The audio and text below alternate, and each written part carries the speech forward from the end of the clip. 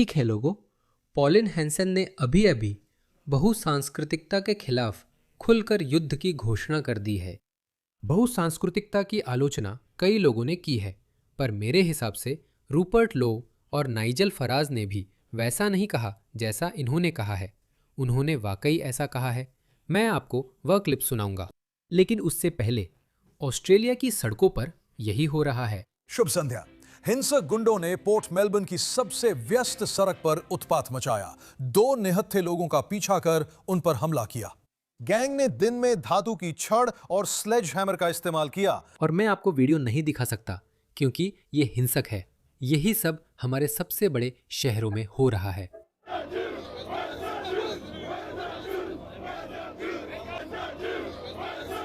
हमारे युवा ऐसे हैं। ये सब फूड कोर्ट्स में हो रहा है। उसके पास चाकू है, उसके पास चाकू है, उसके पास चाकू है। नहीं, मेरे दिन यो, उसके पास एक मछेती है भाई। यही सब हमारे शॉपिंग सेंटर्स में हो रहा है।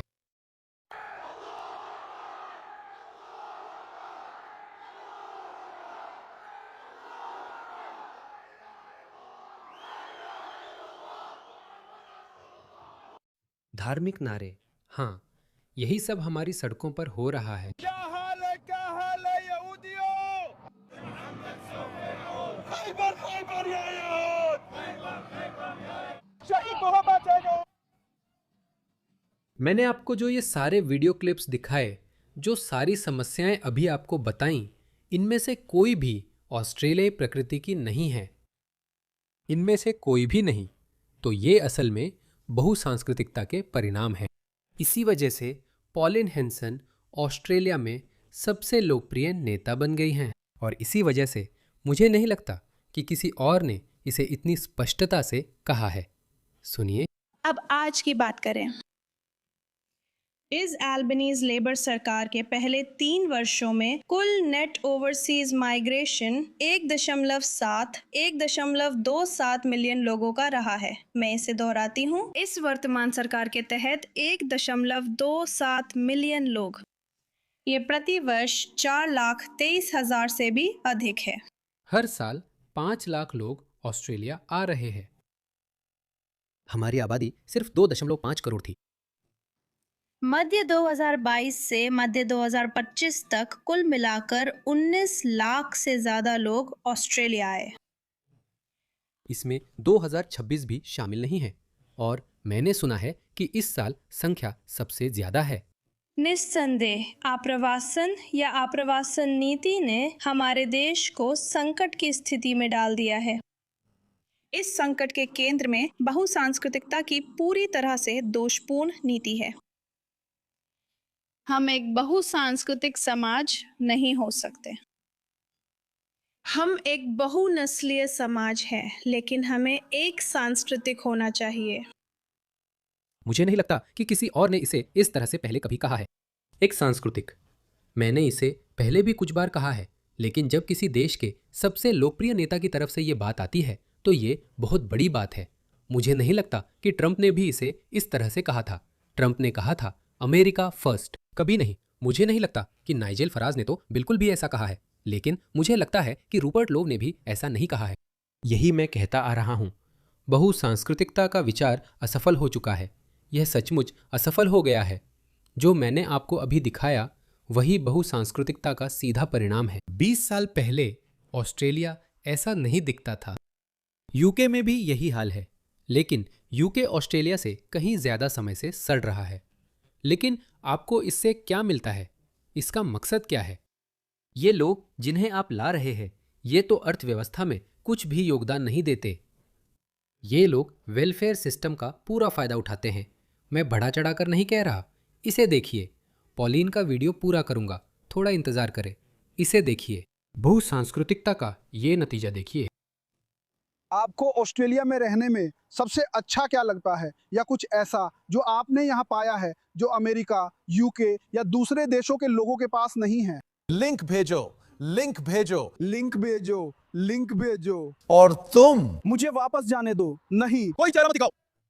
सेंटर लिंक हमारी कल्याण विभाग है जो बेरोजगारी भत्ता देती है। और हाँ, वे गर्व से इस पर हंस रहे हैं और कहते हैं कि अमेरिका ब्रिटेन में सेंटरलिंक जैसा विकल्प नहीं है, जबकि असल में वहां भी ऐसा है। यूके को भी वही लोग चूस रहे हैं। इसे देखो, इसे देखो, इसे सुनो। आप यहाँ कितने समय से रह रहे हैं? 2004, ठीक है, 2004। Since 2004. तो ये लोग 2004 से यानी 22 सालों से सामाजिक आवास में रह रहे हैं, फिर भी अपने पैरों पर खड़े नहीं हो पाए हैं। ये ऑस्ट्रेलिया का सामाजिक आवास है, फिट्जरॉय में स्थित है। जब आप वहां से गाड़ी से गुजरते हैं तो आपको वहां सिर्फ अफ्रीकी लोग ही दिखते हैं।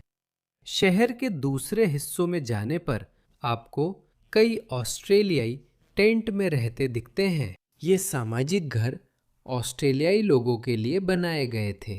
आव्रजन का विचार यह था कि आप केवल उच्च कौशल वाले लोगों को ही आने दें ताकि वे समाज का हिस्सा बने और टैक्स दें, और वही टैक्स सामाजिक आवास के लिए फंड करते हैं। लेकिन हमने क्या किया है?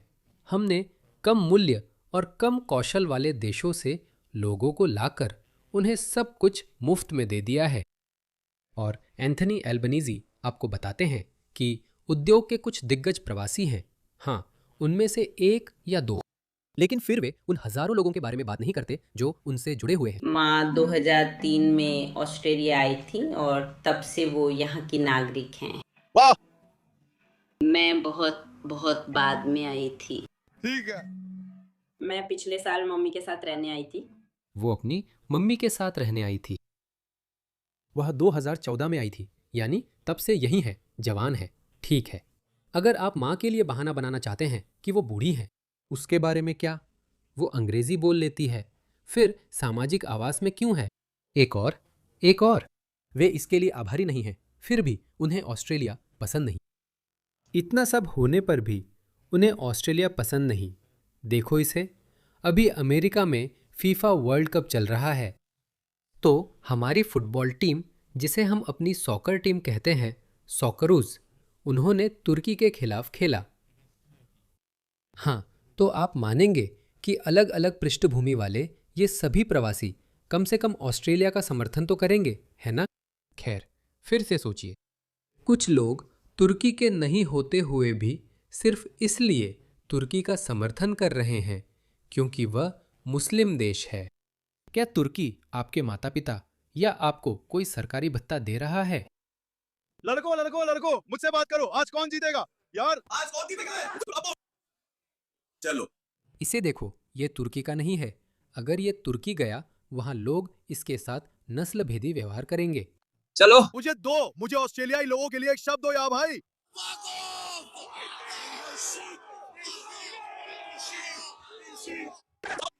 लड़कों,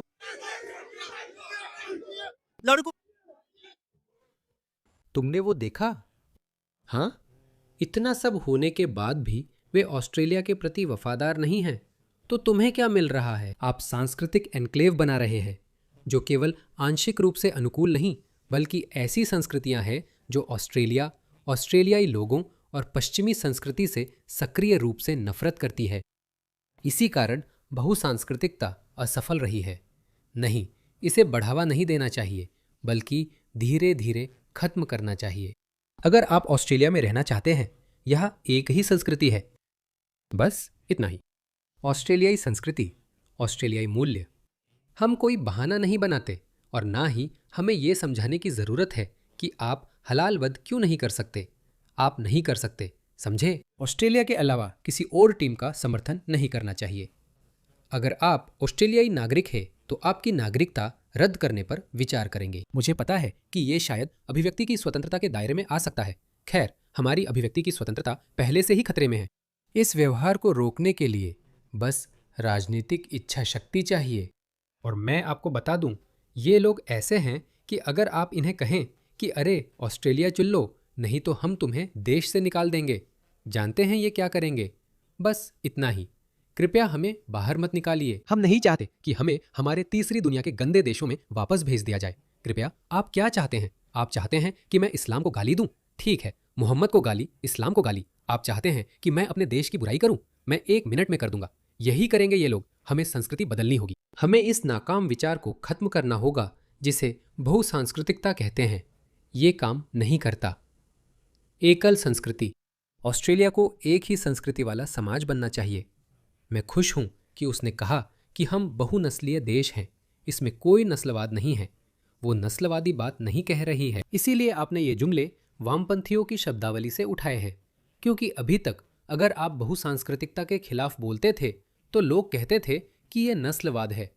मैं पहले से कह रहा हूं कि ये नस्लीय नहीं, सांस्कृतिक मुद्दा है। मुझे सांस्कृतिकतावादी कहिए। मैं ऑस्ट्रेलियाई राष्ट्रवादी और सांस्कृतिकतावादी हूं। मैं एक पश्चिमी सभ्यता का समर्थक हूं। मुझे नहीं लगता किसी को इसके लिए बुरा महसूस करना चाहिए। हमें आदिम संस्कृतियों को आदिम, बर्बर और पुरातन कहने से हिचकना नहीं चाहिए, बल्कि उन्हें स्पष्ट रूप से ऐसा घोषित करना चाहिए। ऑस्ट्रेलिया के पश्चिमी समाज में उनका कोई स्थान नहीं है। मुझे बस समझ नहीं आता कि यह कब हो गया। ये कहना कब से असभ्य हो गया। अपने देश या अपनी विरासत के लिए खड़े होना कब से अस्वीकार्य हो गया। ये तो होना ही था, क्योंकि बहुसांस्कृतिकता का यही परिणाम होता है। शुरू में कहा गया था कि लोग समाज में घुल मिलेंगे और उसी में ढल जाएंगे, लेकिन अब ऐसा नहीं है। अब ये वामपंथी राजनेता, और मैं ग्रीन्स की बात नहीं कर रहा हूँ, मैं चरम वाम की बात नहीं कर रहा हूँ, मैं उन लेबर राजनेताओं की बात कर रहा हूँ जो मेरी राय में भी बहुत ज्यादा वामपंथी हो गए हैं। लेकिन वे कह रहे हैं कि स्थानीय संस्कृति में ढलने की कोई जरूरत नहीं है। आपको स्थानीय संस्कृति में ढलने की जरूरत नहीं है। बस आओ, हमें वोट दो और जो चाहो करो। ऑस्ट्रेलिया से नफरत करो, ऑस्ट्रेलिया को गाली दो, जो चाहो करो।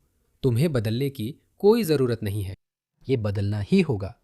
हम उन्हें ऐसा बनने के लिए प्रोत्साहित नहीं कर सकते, और इसके लिए कड़ी सजा होनी चाहिए। मुझे पता है कि यूके में ये विशेष अधिकार है, जहां यूके के गृह मंत्री किसी भी व्यक्ति की नागरिकता रद्द कर सकते हैं अगर वो जनहित के अनुकूल नहीं है, बिना अदालत में जाए। हम ऐसा नहीं कर सकते क्योंकि हमारे गृह मंत्री किसी की भी नागरिकता अदालत में जाए बिना रद्द नहीं कर सकते, लेकिन यूके ऐसा कर सकता है।